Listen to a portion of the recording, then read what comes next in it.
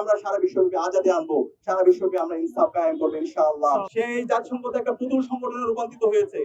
তাদের এই মানবাধিকার স্তর সম্পূর্ণ দ্বিচারিতামূলক।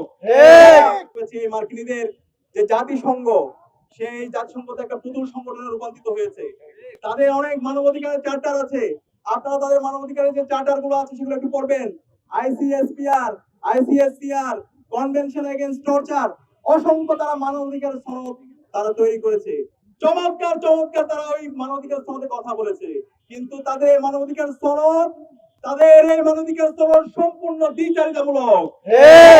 নাগরিকদের অধিকারের কথা বলে একইভাবে তারা ফিলিস্তিনে আমার মা বোনদেরকে তারা শহীদ করে, তারা মানবাধিকার রক্ষার কথা বলে তারা ইরানের মধ্যে হাজার হাজার নাগরিকদেরকে তারা হত্যা করে।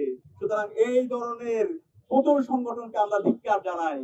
আমরা বলতে চাই মুসলিম বিশ্বের যে ওআইসি আছে এবং মুসলিম বিশ্বের যত সংগঠন আছে সেগুলোকে কার্যকর করতে হবে এবং মুসলিম বিশ্বের যুবকদেরকে ঐক্যবদ্ধভাবে এই অন্যায়ের বিরুদ্ধে, এই আগ্রাসনের বিরুদ্ধে, এই সাম্রাজ্যবাদের বিরুদ্ধে, জায়নবাদের বিরুদ্ধে আমাদেরকে প্রতিরোধ জারি রাখতে হবে। আমরা বাংলাদেশ থেকে শহীদ ইমাম খোমেনিকে শ্রদ্ধার সাথে স্মরণ করছি, আল্লাহর কাছে দোয়া করছি আল্লাহ পাক সুবহানাহু ওয়া তাআলা ইমাম খোমেনিকে জান্নাতুল ফেরদৌসের মেহমান হিসেবে কবুল করুক। আমাদের সাথে আদর্শিক অমিল থাকতে পারে, কিন্তু অন্যায়ের বিরুদ্ধে, জুলুমের বিরুদ্ধে, সাম্রাজ্যবাদের বিরুদ্ধে আমাদেরকে কথা বলতে হবে।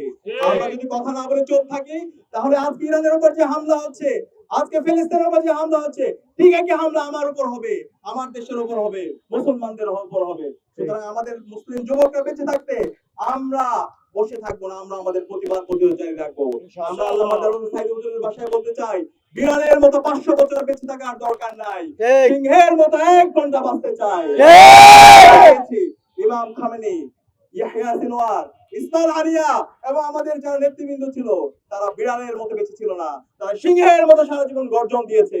তারা ফিলিস্তিনের আজাদী আন্দোলনের কথা বলেছে, সারা বিশ্বের মুসলিমদের পক্ষে নিয়েছে। সুতরাং আমরা বাংলাদেশের যুবকদেরকে আহ্বান করব, সারা বিশ্বের মুসলিম যুবকদেরকে আহ্বান করব এবং সবাইকে আহ্বান করব এই অন্যায়ের বিরুদ্ধে, জুলুমের বিরুদ্ধে, আধিপত্যবাদের বিরুদ্ধে, জায়নবাদের বিরুদ্ধে আমরা ঐক্যবদ্ধভাবে লড়াই শুরু করে আমরা সারা বিশ্বব্যাপী আজাদী আনবো, সারা বিশ্বব্যাপী আমরা ইনসাফ কায়েম করবো ইনশাআল্লাহ।